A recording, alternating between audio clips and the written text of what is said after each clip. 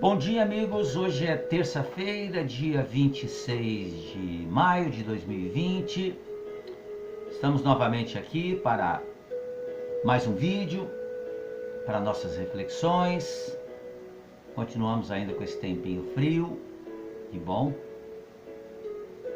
Que nós possamos nos lembrar dos cuidados. Ainda vivemos os dias da pandemia, mas tenhamos a confiança de que isso tudo vai passar.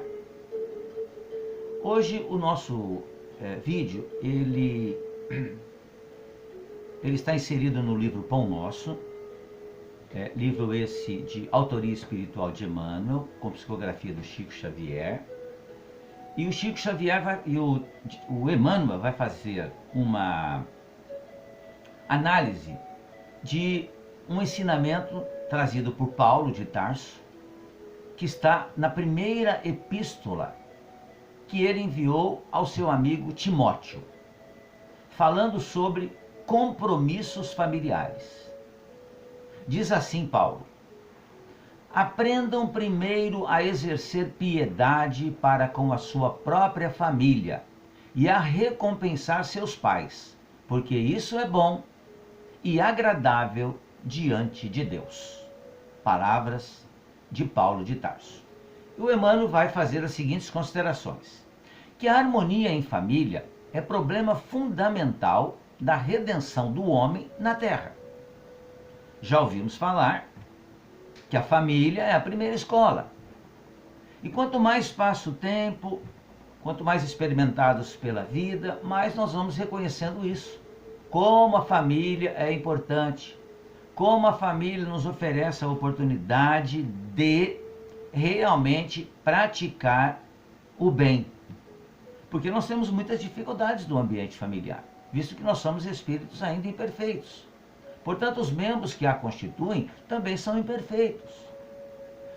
Têm seus desejos, nem sempre existe realmente uma afinidade entre os seus membros, mas se nós estamos nessa família, ela é a correta para nós, ela é a útil para nós e vai nos ajudar a nos tornarmos espíritos melhores.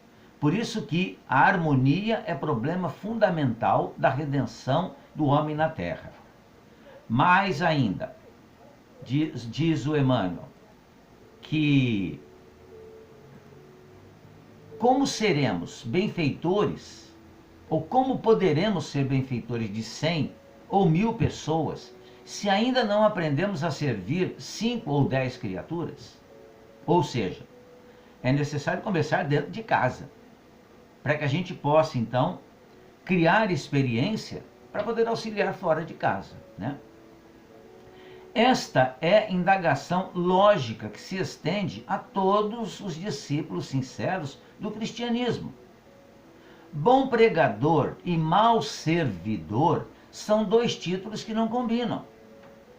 Ou seja, falar em fazer o bem e não fazer o bem não resolve. Claro que nós ficamos instruídos quando nós já sabemos falar sobre o bem. Mas o conhecimento, a instrução, não nos faz espíritos melhores, mas certamente nos ajuda a nos tornarmos melhores. Mas é necessário que nós sejamos bons pregadores e bons servidores, e não mau servidor. O apóstolo Paulo de Tarso aconselha o exercício da piedade no centro das atividades domésticas. Ou seja, é aprendermos a abrir mão, é aprendermos a respeitar o outro, os limites do outro. Ah, mas sou eu quem tenho que tomar essas medidas? Sempre. Todas as mudanças devem sempre partir de nós. E isso significa o quê, amigos e amigas? Que se nós vivemos num ambiente familiar, onde temos 5 pessoas, e cada uma das 5 pessoas pensar da mesma forma, sou eu quem tenho que mudar, a mudança se fará. Agora, se só um pensar que tem que fazer a mudança e outros 4 não fizerem, não tem importância, não se preocupe com os outros. Faça você a sua parte. E a sua parte, se você tem o conhecimento, você tem realmente a obrigação de colocar em prova, em prática, em ação, os seus conhecimentos. Porque a quem muito foi dado, muito será cobrado. Cobrado de nós mesmos. Ensinamento de Jesus. Então o apóstolo aconselha o exercício da piedade dentro do ambiente familiar.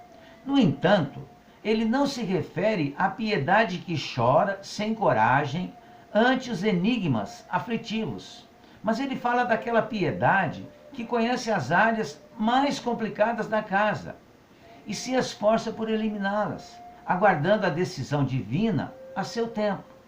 Ou seja, façamos a nossa parte e aguardemos que Deus se encarregue para que os outros, os demais, façam a parte deles.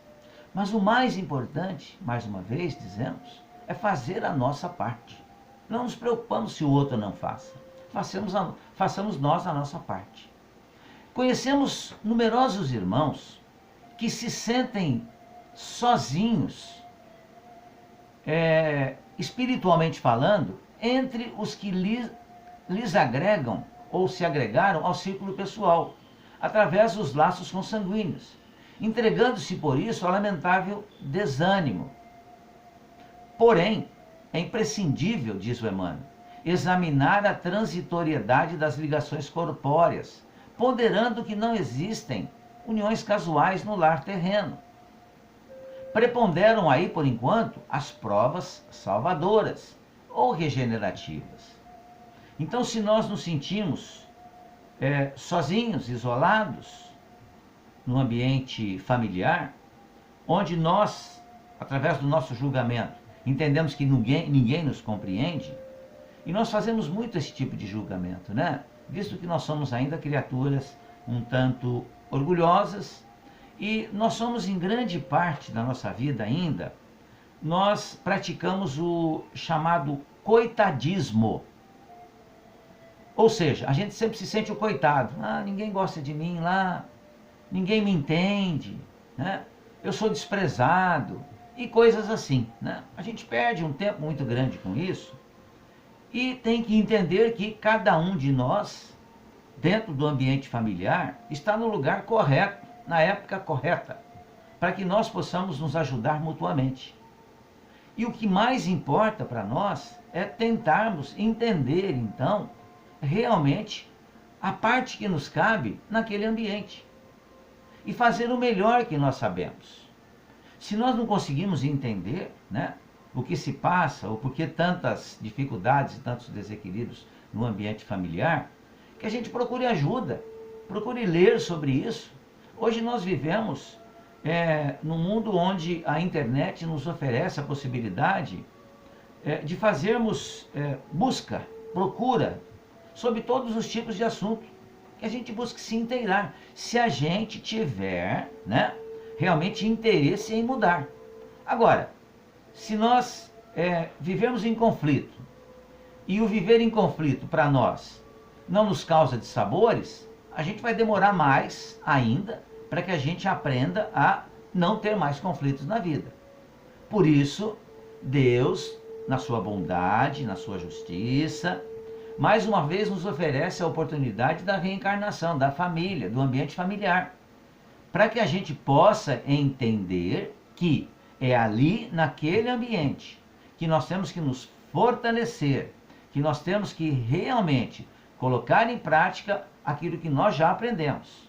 E Jesus já nos disse, há tanto tempo atrás, da necessidade de nos amarmos uns aos outros, de respeitar os outros, de praticar o amor. Então, né, como diz o Emmanuel na continuação, preponderam aí, nesse ambiente, por enquanto, as provas salvadoras ou regenerativas. Ninguém despreze, portanto, esse campo sagrado de serviço, por mais se sinta abatido na incompreensão. Ou seja, chega de coitadismo, né? Vamos realmente levantarmos, né?